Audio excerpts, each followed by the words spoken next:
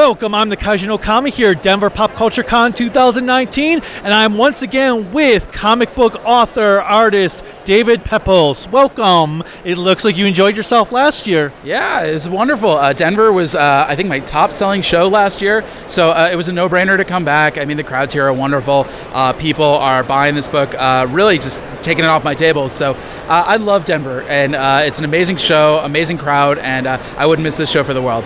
And last year, you sold out of pretty much every copy you had of Spencer and Locke. Yeah, I not only sold out of every copy I had, I sold out of every copy that every store in town had. I grossly underestimated the demand. It was a wonderful thing to underestimate, but now I've come loaded for bear for this issue. I think I've brought 175 copies. I already broke 125 without breaking a sweat last year, so we'll see if the magic stays through for year two. Well, we'll see, because since everyone already bought the first one last year, they might not even need it this year. I know. You know, it's been great. We found, so many new people who still haven't had a chance to discover the book.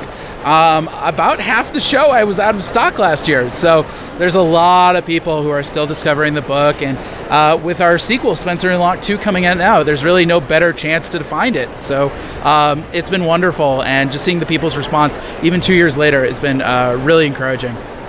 And so, number 2, what is this one about? Yeah, well, if our first series was What If Calvin and Hobbes Grew Up in Sin City, our sequel is Hardboiled Calvin and Hobbes versus Hardcore Beetle Bailey. No comic strip is safe. We're taking the Fables, Once Upon a Time kind of approach.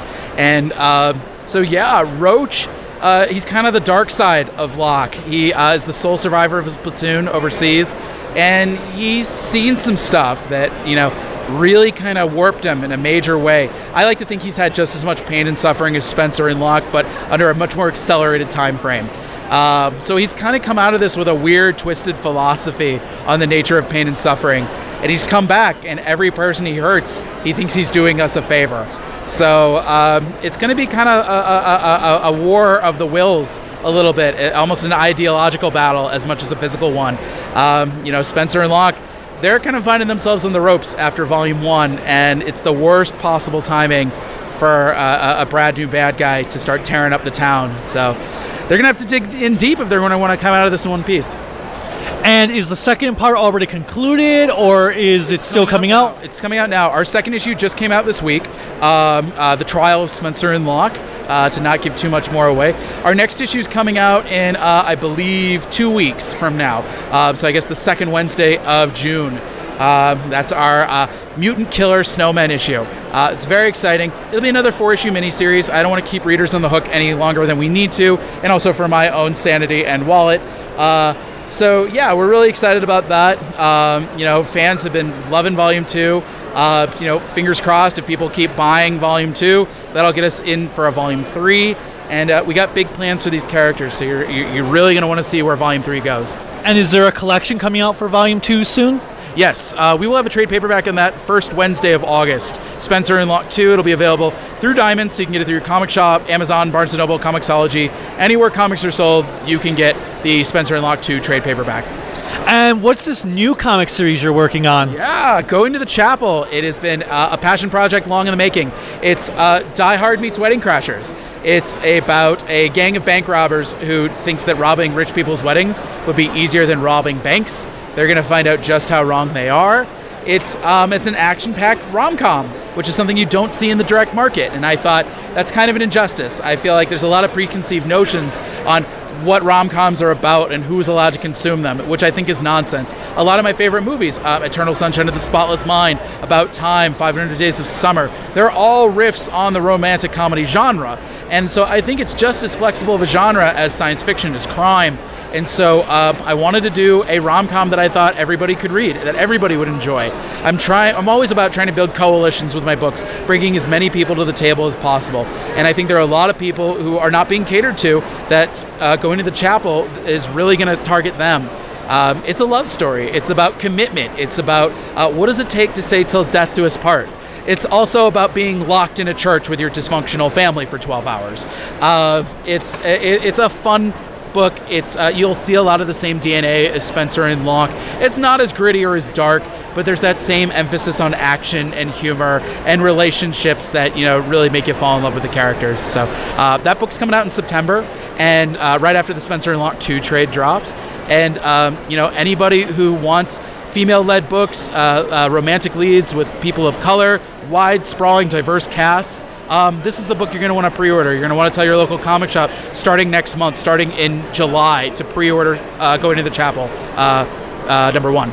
So is the version you're selling here a specialty version, like advanced copies? Yes, this is an advanced copy. It's a con exclusive. It's a remastered cover by Lisa Sturl, who's doing an issue 1 cover for the direct market as well. But we've got a murderer's row of cover artists who are going to be joining the book. We'll be announcing them soon. But Mod House will be joining us from Spencer and Locke. Gavin Guidry, our interior artist, will also be doing a round of covers. It's just... we're bringing in a lot of heavy hitters for this one, a lot of ringers, and I can't wait for you guys to see what covers we have going for this book. They're really fantastic. And is it set in the same universe as Spencer and Locke, or is it its own thing? I don't know. It's one of those things. I never say never. I've thought of a way that the two worlds could collide. We'll see kind of how it goes, and if I could make it work. But let's just say there's a way that the Bad Elvis Gang and Spencer and Locke, I could see them going head to head in a certain fashion. Just start creating your own multiverse right now. The Pepose verse. Keep pre-ordering. That would be wonderful. Yes, it was a couple days ago that I thought, there is a way that you could make it work. I don't know if the demand is there for it, but if there is, I could see a one shot or a small mini out of that for sure. And now, off topic on that, if there was any comic book artist or writer you could meet, note whether they're alive or dead, who would you want to meet? Man, that's a tough one. Frank Miller. Frank, it was, classic Frank Miller was really inspiring for me as a kid reading comics. That was kind of the voice that really popped in my head when I first started reading these things. And so I'd love to show him Spencer and Locke. I'd love to get him to sign me a copy. Because, he's a huge inspiration for the book. It was really taking that Frank Miller Sin City style noir, that was the first element of Spencer and Locke, not the sort of Bill Watterson homage. It was figuring out how do you do that kind of hard-boiled noir that really kind of has a concrete voice and characters that you really fall in love with. So, Frank, if you're listening, let me give you a copy of my book, please. And where can people find you on social media? Yeah, they can follow me on Twitter at PeposeD. It's my last name, first initial. They can also follow the books. They can follow Spencer and Locke on Facebook, Twitter, and Instagram at Spencer and Locke, just one word, all spelled out. They can follow Going to the Chapel at Go to the Chapel on Facebook, Twitter, and Instagram as well.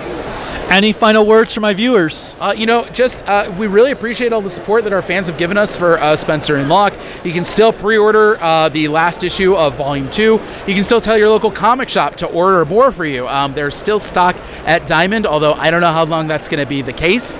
And then pre-order Going to the Chapel. That's a really important book, I think, for people to sort of put their money where their mouth is.